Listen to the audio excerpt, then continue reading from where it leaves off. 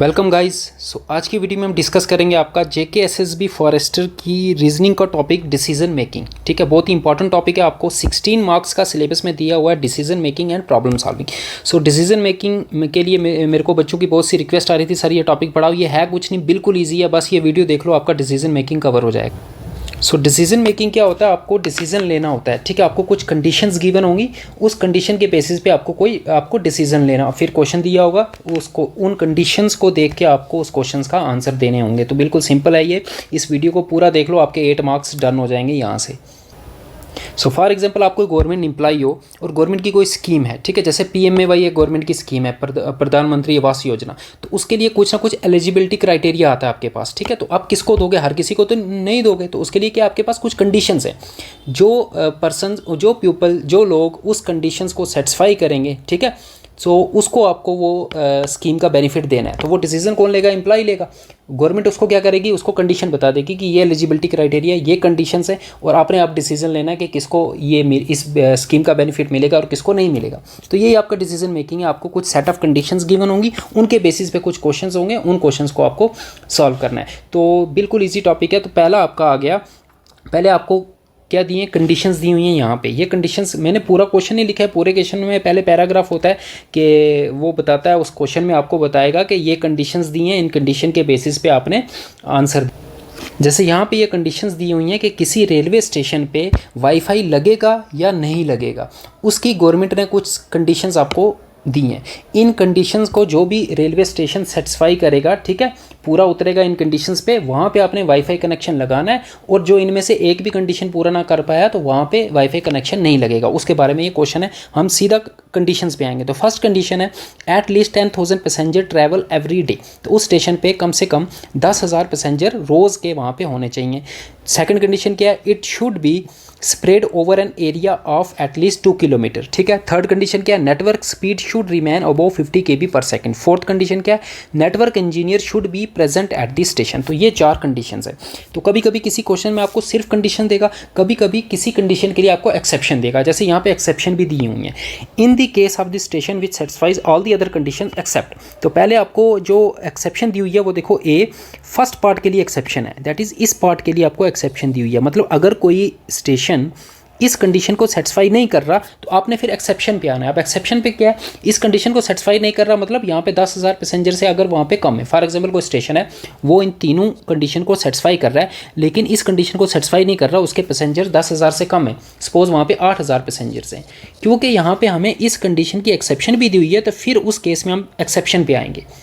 ठीक है, कंडीशन अगर नहीं सेटिस्फाई हो रही तो फिर एक्सेप्शन पे आओगे। अब एक्सेप्शन क्या है? If the number of arrival and departure of trains per day is more than 20।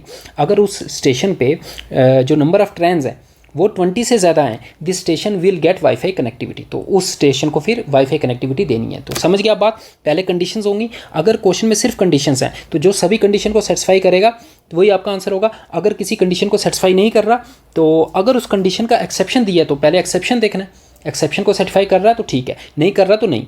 ठीक है, और अगर एक्सेप्शन नहीं दी तो फिर तो वो सीधा आपका गलत हो जाएगा।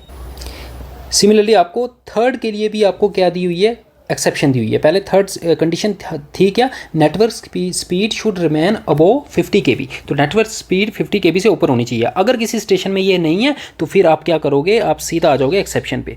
एक्सेप्शन क्या दी हुई है? As above but permission will be given after 6 months। तो अगर 50 kb से नीचे है स्पीड तो परमिशन तो दी जाएगी, लेकिन 6 महीने के बाद दी जाएगी। तो अब ये सारी कंडीशन आप समझ गए, एक्सेप्शन समझ गए। आप चलते हैं क्वेश्चन पे, क्वेश्चन से आपको पूरा क्लियर हो जाएगा। अब ये आपको यहाँ पे क्वेश्चन दिया हुआ, station A is spread over an area of 2.5 kilometres. तो एरिया वाली कंडीशन आपकी पूरी होगी। देखो 2.5 किलोमीटर्स एरिया पे वो है, और यहाँ पे कंडीशन क्या थी? It should be spread over an area of at least 2 kilometre. तो कम से कम 2 किलोमीटर होना ही चाहिए, तो वो तो 2.5 किलोमीटर है। तो जो ये कंडीशन आपकी सेटिस्फाई होगी इसको टिक कर दो। ठीक है, नेक्स्ट पढ़ो आगे। This station has a network engineer. तो वहाँ पे नेटवर्क इंजीनियर है and promises to provide speed of more than 100 kb per second. Network engineer भी है और स्पीड भी देखो 50 से ज़्यादा है, 100 kb है। तो नेटवर्क इंजीनियर भी अवेलेबल है और स्पीड भी 50 से ज़्यादा है। तो 3 कंडीशन तो सेटिस्फाई होगी, बट ये फोर्थ कंडीशन के बारे में यहाँ पे कुछ बोला ही नहीं गया। इस क्वेश्चन में कुछ नहीं बोला गया पैसेंजर्स के बारे में, ना ट्रेन्स के बारे में, ठीक है। तो इसलिए यहाँ पे जो आपका आंसर होगा, अगर यहाँ पे सीधा आपका आंसर हो जाएगा कि डाटा यहाँ पे सफिशिएंट नहीं है, given data is not sufficient to take the decision, that is D part is your answer. तो अगर एक भी डाटा मिसिंग है तो सीधा आपने लगाना है data is not sufficient. Question number 2 देखो आप, station P is a famous railway station, more than 12,000 people commute here every day. तो कितने पर्सनस आते हैं? 12,000, दैट इज 10,000 से ज़्यादा है। तो ये जो कंडीशन है आपके दिमाग में ये आ जानी चाहिए, तो यहाँ पे टिक कर दो। तो पहली कंडीशन आपकी होगी सेटिस्फाई, 10,000 से ज़्यादा होने चाहिए थे, वहाँ पे 12,000 है। नेक्स्ट देखो आगे क्या कह रहा है, it's spread over an area of 3 kilometre, और 3 किलोमीटर एरिया पे स्प्रेड है ये, दैट मीन्स ये सेकंड कंडीशन भी सेटिस्फाई होगी, 2 किलोमीटर से ज़्यादा होना चाहिए था, यहाँ पे तो 3 kilometre area. The station network engineer is agree to provide network connectivity of 150 kb, तो नेटवर्क कनेक्टिविटी भी 50 से ज़्यादा है, और नेटवर्क इंजीनियर ये बता रहा है, इट मीन्स वहाँ पे नेटवर्क इंजीनियर अवेलेबल है। तो यहाँ पे हमारी थर्ड कंडीशन भी सेटिस्फाई है, फोर्थ कंडीशन भी सेटिस्फाई है, चारों कंडीशन सेटिस्फाई हैं, तो हमें एक्सेप्शन पे जाना ही नहीं है, तो सीधा इसका आंसर हो जाएगा the station will get wifi connectivity. तो ये आपका बी पार्ट हो जाएगा, this station will get wifi connectivity. Question number 3 आ जाओ, station S is located in a coastal area with a footfall of 8,000 passengers per day. अब यहाँ पे passengers 8,000 per day हैं, बट हमें चाहिए कितने थे? 10,000 से ज़्यादा होने चाहिए थे। तो लेकिन हमें पता है ये जो फर्स्ट आपकी कंडीशन थी कि आपके पैसेंजर कितने होने चाहिए थे? 10,000 से ज़्यादा, लेकिन वहाँ पे कितने? 8,000। लेकिन इसकी एक्सेप्शन भी दी हुई है, अगर एक्सेप्शन नहीं दी होती तो आगे क्वेश्चन को पढ़ना ही नहीं था। अगर फर्स्ट की यहाँ पे एक्सेप्शन ना होती तो हमें आगे क्वेश्चन पढ़ना ही नहीं था, पहली कंडीशन गलत हो जाती, तो हम सीधा लगाते this station will not receive wifi connectivity, हम सीधा सी इसका आंसर लगा देते। लेकिन क्योंकि ये फर्स्ट कंडीशन गलत हुई है, फर्स्ट कंडीशन की एक्सेप्शन भी है, तो वो हम बाद में देखेंगे, पहले आगे देख लेते हैं। It is spread over an area of more than 2 kilometres, तो एरिया 2 किलोमीटर से ज़्यादा है, ठीक है। Network engineer has been available, तो ये कंडीशन भी सेटिस्फाई होगी। Which can provide a network speed of 100 kb, तो 50 kb से स्पीड भी ज़्यादा है, तो इट मीन्स बाकी तीनों कंडीशंस आपकी सेटिस्फाई हो रही हैं, तो उनको टिक कर दो। ये भी आपकी सेटिस्फाई हो रही है, ये भी सेटिस्फाई हो रही है, ये भी सेटिस्फाई हो रही है। ये नहीं सेटिस्फाई हो रही है, इसके लिए आप क्या थी? एक्सेप्शन थी कि नंबर ऑफ ट्रेन्स जो हैं वो 20 से ज़्यादा होनी चाहिए थी। और देखो इस क्वेश्चन में दिया हुआ है आपको कि वहाँ पे जो नंबर ऑफ ट्रेन्स हैं वो 25 हैं, तो 20 से तो ज़्यादा ही है। इट मीन्स आपका आंसर क्या हो जाएगा? जो ये एक्सेप्शन में आंसर होगा वही आपका आंसर हो जाएगा, this station will get wifi connectivity. तो आपका आंसर क्या हो जाएगा इस केस में? This station will receive wifi connectivity, that is B part is your answer. तो इसी तरह आपको वहाँ पे एक पैराग्राफ दिया गया होगा, कुछ सेट ऑफ कंडीशंस दी होंगी, कुछ एक्सेप्शंस दी होंगी, उनको आपने एक बार अच्छे से पढ़ लेना है, फिर उसी के बेसिस पे आपको 3 या 4 क्वेश्चन मिल जाएंगे। तो इसमें टाइम भी ज़्यादा नहीं लगने वाला है, पैरा को पढ़ने में टाइम लगेगा, लेकिन उसमें से क्वेश्चन भी तो 3-4 आपके निकलेंगे। अब देखो नेक्स्ट आपको कंडीशंस दी हैं, तो सीधा हम कंडीशन पढ़ते हैं। ये कंडीशन है किसी कैंडिडेट्स को सिलेक्ट करना है, ठीक है। तो उसको सिलेक्शन की क्या कंडीशंस हैं? उसकी ग्रेजुएशन होनी चाहिए in the field of agriculture with at least 60% marks होने चाहिए, एटलीस्ट, कम से कम। सेकंड कंडीशन है must have pass the selection process with at least 50% marks, तो सिलेक्शन प्रोसेस जो सिलेक्शन टेस्ट होगा उसमें 50% मार्क्स उसके होने चाहिए। Must have completed 35 years of age on October 1, 2016, तो मस्ट हैव कंप्लीटेड मतलब 35 से बड़ा होना चाहिए वो। तो ये 3 कंडीशंस हैं। आप देखो एक्सेप्शंस हैं, एक्सेप्शंस भी हैं यहाँ पे। तो बी पार्ट के लिए पहले एक्सेप्शन दी हुई है, बी पार्ट कहाँ पे है? ये वाला, इसके लिए एक्सेप्शन है। मतलब आपके पास ऐसा कोई स्टूडेंट है जिसके 50% से कम है मार्क्स सिलेक्शन टेस्ट में, तो उसके लिए आपने सीधे फिर कहाँ पे आना है? एक्सेप्शन पे पहले आ जाना है। एक्सेप्शन क्या कहती है? If a post graduate degree is taken in agriculture, अगर उसके पास पोस्ट ग्रेजुएशन डिग्री है, ठीक है, अगर उसके सिलेक्शन प्रोसेस में 50% से कम है बट उसके पास पोस्ट ग्रेजुएशन डिग्री है, फिर क्या होगा? देयर केस में be refer to vice president, फिर उनका केस वाइस प्रेसिडेंट को भेजना है, ठीक है। ये हो गया। नेक्स्ट ए की भी आपको दी हुई है, ए की भी आपको एक्सेप्शन दी हुई है। एक्सेप्शन क्या है? ए था क्या? ए था कि ग्रेजुएशन में एग्रीकल्चर में होनी चाहिए और 60% होने चाहिए। अगर किसी के सपोज नहीं है तो आपने एक्सेप्शन पे आना है, have got more than 60% marks in selection process, तो उसके सिलेक्शन प्रोसेस में 60% से ज़्यादा मार्क्स होने चाहिए, तब केस रेफ़र कर दिया जाएगा चीफ जनरल मैनेजर को। तो कंडीशन और एक्सेप्शन समझ गए। अब आते हैं सीधा क्वेश्चन में। तो क्वेश्चन नंबर 1 देखो, Ashok has done BSc agriculture with 65% aggregate marks, तो पहली कंडीशन सीधा सेटिस्फाई होगी। ग्रेजुएशन चाहिए थी एग्रीकल्चर में और 60% एटलीस्ट होने चाहिए थे, और उसके 65 हैं, उसके कितने? 65 है, तो सीधा सीधा पहली कंडीशन आपकी सेटिस्फाई होगी। क्वेश्चन नंबर 1 में उसको टिक कर दिया। आगे बढ़ो, आगे क्या कह रहा है? एंड पोस्ट ग्रेजुएशन इन, और उसने पोस्ट ग्रेजुएशन भी की हुई है, ठीक है, याद रखना इसको। पास सिलेक्शन प्रोसेस विद 43% मार्क्स। अब सिलेक्शन प्रोसेस में चाहिए कितने थे, 50 चाहिए थे, बट उसके कितने 43 हैं। तो सीधा क्या गलत कर दोगे, नहीं, क्योंकि बी की एक्सेप्शन भी है, तो एक्सेप्शन पे आओ। एक्सेप्शन पे यही लिखा था कि पोस्ट ग्रेजुएशन होनी चाहिए और उसकी पोस्ट ग्रेजुएशन है। इस मीन्स अगर थर्ड कंडीशन भी सेटिस्फाई होगी, अभी थर्ड चेक करनी बकाया है, अगर थर्ड भी हमारी सेटिस्फाई होगी तो उसका आंसर क्या हो जाएगा, दिस केस में be refer to vice president. लेकिन पहले थर्ड अभी चेक करनी है, उसकी एज 35 से ज़्यादा होनी चाहिए। आगे क्या कह रहा है, Marks and was born on 5/10/1972 को वो बोर्न हुआ था, तो उसकी एज आपको देखनी है कब तक, 2016 तक। तो 2016 तक उसकी एज कितनी हो जाएगी, 44 तक हो जाएगी, तो वो तो 35 से ज़्यादा ही है। इट मीन्स सी भी आपकी सेटिस्फाई है, ए भी सेटिस्फाई है, बी भी सेटिस्फाई है, सी भी सेटिस्फाई है, बी सेटिस्फाई नहीं थी बट उसकी एक्सेप्शन सेटिस्फाई है। तो आंसर क्या हो जाएगा, अगर ये सेटिस्फाई हुआ एक्सेप्शन तो द केस में be refer to vice president. तो इसका आपका आंसर हो जाएगा the case will be refer to vice chancellor होगा वहाँ पे, ठीक है। तो इसका आंसर आपका हो जाएगा सी पार्ट। Question number 2।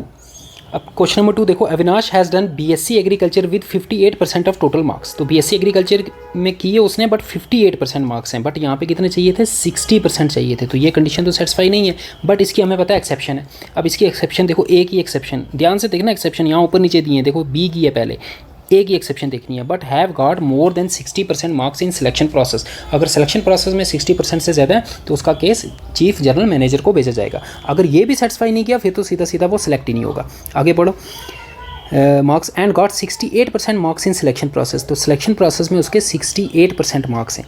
तो सिलेक्शन प्रोसेस में 68% मार्क्स हैं, चाहिए थे कितने 50, तो ये वाला ठीक है। एज भी उसकी देखो पूरी है, क्योंकि उसने आगे दिया last month he celebrated 36th birthday, it means वो 35 से ऊपर है, तो ये वाला एज वाला भी हो गया।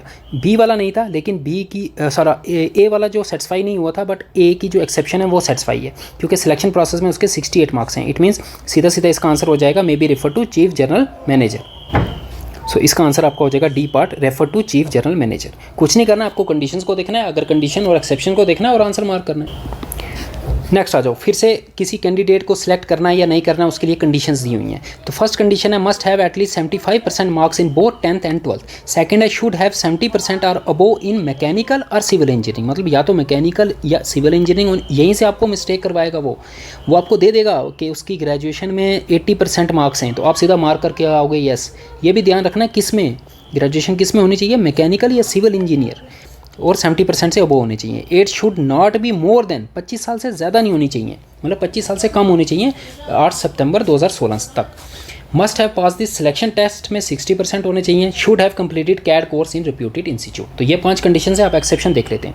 एक्सेप्शन किस किस की है, सी की पहले एक्सेप्शन दी हुई है, तो मार्क कर लेना पहले ही आप वहाँ पे जिसकी एक्सेप्शन है, ताकि आपको याद रहे। सी की एक्सेप्शन है, क्या एक्सेप्शन है कि अगर वो 25 साल से छोटा ना हुआ, मतलब 25 साल से बड़ा हुआ, if he has more than 1 year of experience, अगर 1 साल से ज़्यादा का उसका 1 साल से ज़्यादा का एक्सपीरियंस हुआ, इस case will be refer to managing director हो जाएगा। नेक्स्ट ई की भी आपको दी हुई है क्या एक्सेप्शन, ई क्या था कैड कोर्स। अगर कैड कोर्स सपोज नहीं किया तो फिर आपने ये एक्सेप्शन चेक करनी है। Is ready to pay a sum of not less than 30,000 and has obtained at least 75% marks in graduation, their case will be chairman. तो यहाँ पे 2 कंडीशन है, एक तो वो 30,000 से ज़्यादा की अगर वो पैसा देने के लिए रेडी हो जाए और उसके ग्रेजुएशन में 75 से ऊपर होंगे, तो तब उसका केस चेयरमैन को भेजा जाएगा। समझ गए। तो आपने सबसे पहले 5 कंडीशन चेक करनी है। ये 5 कंडीशन जिसमें सेटिस्फाई होंगी उसी को सेलेक्ट करना है। सी और ई में ख्याल रखना है उसकी एक्सेप्शन भी है। सो आ जाओ क्वेश्चन नंबर 1 पे। Natasha scored 80% marks in class 10th and 12th। तो पहली कंडीशन तो सीधा ही होगी आपकी पूरी, तो उसको टिक कर दो। पहली कंडीशन में क्योंकि क्या दिया था आपको कि 75% 10th में भी और 12th में होने चाहिए एटलीस्ट, तो उसके तो 80 हैं, तो फर्स्ट कंडीशन आपकी सेटिस्फाई होगी। Next, she had completed civil engineering की है with 75% marks. Civil engineering with 70 चाहिए थे हमें, मिनिमम 70 चाहिए थे, तो उसके तो 75 हैं, तो ये कंडीशन भी आपकी सेटिस्फाई होगी। नेक्स्ट आ जाओ, ये क्या है, हर डेट ऑफ बर्थ, ठीक है, ये यहाँ पे करेक्शन है। Her date of birth is, date of birth आपको दी हुई है 8/2/1992। 1992 से लेके आपको 2016 तक करना है। कितना हो जाएगा वो 24 ईयर्स और कुछ महीने हो जाएंगे, तो 25 से हमें कम चाहिए, है ना। Should not be more than, मतलब 25 और 25 से कम ही है। इट मीन्स सी भी आपकी यहाँ पे सेटिस्फाई है, तो सी कंडीशन भी होगी। She had scored 60% marks in selection test and she is ready to pay a amount of 35,000। Selection test में उसने 60% मार्क्स ऑब्टेन किए हैं। सिलेक्शन टेस्ट में 60% होने चाहिए, 60% ही किए हैं, बट उसने कैड का कुछ भी यहाँ पे जिक्र नहीं है। कैड उसने अब किया भी हो सकता है और नहीं भी किया हो सकता है, यहाँ पे कुछ जिक्र ही नहीं है। जिक्र होता ना तो फिर हम जाते उसकी एक्सेप्शन पे। तो कैड या तो उसने किया होगा, ठीक है, बाकी सारी कंडीशन होगी, बस ये कैड वाली रह रही है ना, तो कैड या तो उसने किया होगा। अगर यस किया है तो 5वीं कंडीशन भी सेटिस्फाई हो जाएगी, क्योंकि क्वेश्चन में कैड के बारे में कुछ बोला ही नहीं है। तो अब हम मान के चलेंगे या तो किया होगा या तो नहीं किया होगा, ठीक है। अगर किया है तो ई भी सही हो जाएगा, तो सीधा वो सिलेक्ट हो जाएगी। अगर नहीं किया है तो कैड की एक्सेप्शन है, अगर नहीं किया तो हम एक्सेप्शन पे जाएंगे, क्योंकि कैड वाले ई की एक्सेप्शन है। अब एक्सेप्शन में ये है कि 75% मार्क्स ग्रेजुएशन में और 35,000 देने के लिए वो तैयार है, ये तो ठीक है। अब देखना है कि ग्रेजुएशन में उसके मार्क्स कितने होने चाहिए, 75%, एटलीस्ट 75, और वो है देखो यहाँ पे दिया हुआ सिविल इंजीनियरिंग में उसके 75% मार्क्स हैं। तो इस केस में क्या हो जाएगा, the case will be refer to chairman. तो इसका जो आंसर आपका होगा, क्योंकि डाटा आपको कंप्लीट नहीं दिया हुआ है कैड का, तो इसका आपका आंसर या तो आएगा डाटा इनएडुकेट, तो या नहीं, पहले ये वाला ऑप्शन आएगा। अगर ये ऑप्शन आपको दिया हुआ है कि आइदर वो सिलेक्ट हो जाएगी या तो उसका केस चेयरमैन को भेजा जाएगा, और आइदर आर वाला केस है ये, या तो वो सिलेक्ट होगी या चेयरमैन। अगर ये ऑप्शन है तो ठीक है, अगर नहीं है तो डाटा इनएडुकेट भी लगा सकते हो। अगर वो भी नहीं है तो फिर क्या लगा सकते हो, फिर आपको यस ही मान के चलना है, फिर आप सिलेक्ट लगा सकते हो। लेकिन इन दोनों में से तो कोई ना कोई होगा ही होगा। ऑप्शन देखो यहाँ पे दिया हुआ है, देखो either the candidate is selected और matter will be refer to chairman, तो सीधा सीधा आपका डी पार्ट आंसर हो जाएगा। तो ये आइदर आर वाला केस बड़े ध्यान से करना। अगर कोई इन्फॉर्मेशन स्किप है, तो अगर उस पर आइदर और आर केस अप्लाई हो रहा है तो आइदर आर केस आपने अप्लाई करना है। कोई स्किप है तो या तो वो चीज़ उसके पास होगी या नहीं होगी, तो दोनों केसेस आप जोड़ के देख लो। अगर वैसा ऑप्शन है तो ठीक है, नहीं तो फिर जो भी लॉजिकली बनता है वही आपने लगा देना। तो यहाँ पे अगर आइदर आर ना होता तो फिर आपका आंसर क्या हो जाता, क्योंकि वो एक्सेप्शन को भी कर रहा है, क्योंकि वो एक्सेप्शन को सेटिस्फाई कर रहा है, तो फिर आपका आंसर ये हो जाता कि चेयरमैन को रेफर कर देंगे, अगर ये आइदर आर वाला ऑप्शन में नहीं होता। बाकी तो ईजी है इसमें डिसीजन मेकिंग में, बस मुश्किल यही तो है आइदर आर वाला केस, बाकी तो सिंपल है। बाकी तो आपने बस देखना है और कंडीशन को टिक करते जाना है और मार्क कर देना है। आइदर आर वाले केस में थोड़ा फंसने का केस है, तो वो ध्यान से करना। चलो सेकंड क्वेश्चन पे आ जाओ। Aadesh has scored 65% marks in selection test, तो सिलेक्शन टेस्ट में 65%, तो सिलेक्शन टेस्ट में कितने चाहिए थे, देखो 60 चाहिए थे, तो ये तो आपकी होगी कंडीशन, तो इसको टिक कर दो। Next, test and graduated with 75% marks in mechanical engineering, तो मैकेनिकल इंजीनियरिंग में 75%, तो 70 से ऊपर चाहिए थे, तो ये भी आपका हो गया, ठीक है। नेक्स्ट देखो क्या कह रहा है, he has completed CAD course in NIT and was born on 25/9/1993, तो ये हिसाब लगाओगे 2016 तक, तो ये कितने साल का बनेगा, 23 साल का, तो 25 से तो छोटा ही है, तो एज वाला भी हो गया और कैड वाला भी हो गया, तो कैड वाला भी हो गया और एज वाला भी हो गया। कैड भी उसने किया हुआ है NIT से और एज भी उसकी 25 से कम, या बचा ए सिर्फ, ठीक है, 10th और 12th वाला। अब आगे क्या कह रहा है, he got 370 marks out of 500 in class 10th, तो आपको परसेंटेज यहाँ पे निकालनी पड़ेगी, परसेंटेज नहीं दिया, तो 370 क्योंकि उसने लिए आउट ऑफ 500, तो इसकी जब परसेंटेज आप निकालोगे यू विल गेट, ये कितनी आ जाएगी 74%। तो हमें कितनी चाहिए थी 10th में भी और 12th में भी 75 और अबो, तो 10th में 74 आ गई तो 12th की चेक करने की ज़रूरत ही नहीं, 74 आ गई मतलब कम आ गई। इट मीन्स पहली कंडीशन आपकी सेटिस्फाई नहीं है इस केस में, क्योंकि एटलीस्ट 75 चाहिए थे 10th में उसके, और दोनों में 10th में भी 12th में भी, तो उसके 10th में ही 74 आ गए, तो सीधा क्योंकि ए जो कंडीशन है उसकी कोई भी एक्सेप्शन यहाँ पे नहीं है, एक्सेप्शन सी और ई की है, तो इसकी तो एक्सेप्शन ही नहीं है, तो ये गलत हुआ तो पूरा गलत हो जाएगा। It means the candidate will not be selected, आपका आंसर आ जाएगा। इसका आंसर क्या हो जाएगा, the candidate will not be selected, the candidate is not selected, that is C part is your answer. कोई भी कंडीशन अगर गलत हो जाए और उसकी एक्सेप्शन नहीं है तो सीधा आप ऑप्शन टिक कर सकते हो, आगे कुछ पढ़ने की ज़रूरत ही नहीं है। क्वेश्चन नंबर 3 पे आ जाओ। 3 क्या कह रहा है, Stella has completed her graduation on, इसने ग्रेजुएशन की डेट दी हुई है, ग्रेजुएशन की डेट चाहिए तो नहीं थी, चलो देखते हैं आगे काम आएगी कहीं पे। In civil engineering with 85% marks, तो पहला आपका हो गया, पहले को टिक कर दो, ये पहला नहीं सॉरी इंजीनियरिंग वाला, सेकंड वाला शुड हैव 70% और अबोव इन मैकेनिकल और सिविल इंजीनियरिंग, तो ये तो हो गया सेटिस्फाई।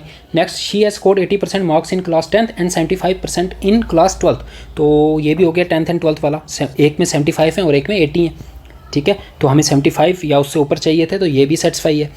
अगर she has more than 2 year experience in reputed company, तो एक कंपनी है उसके पास उस कंपनी का 2 ईयर्स का एक्सपीरियंस है। She scored 65% marks in selection test, तो सिलेक्शन टेस्ट में 65% मार्क्स हैं, सिलेक्शन टेस्ट में 60 से अबोव होने चाहिए थे और 65 हैं, तो ये भी आपका हो गया। नेक्स्ट क्या कह रहा है, she had completed CAD course भी किया हुआ है। She was 21 at the time of completion of her graduation, तो इसलिए डेट दी थी ग्रेजुएशन की, जब उसने ग्रेजुएशन कंप्लीट की, जो डेट हमने दी हुई है, जो हमें दी हुई है 2011, तब उसकी एज 21 थी।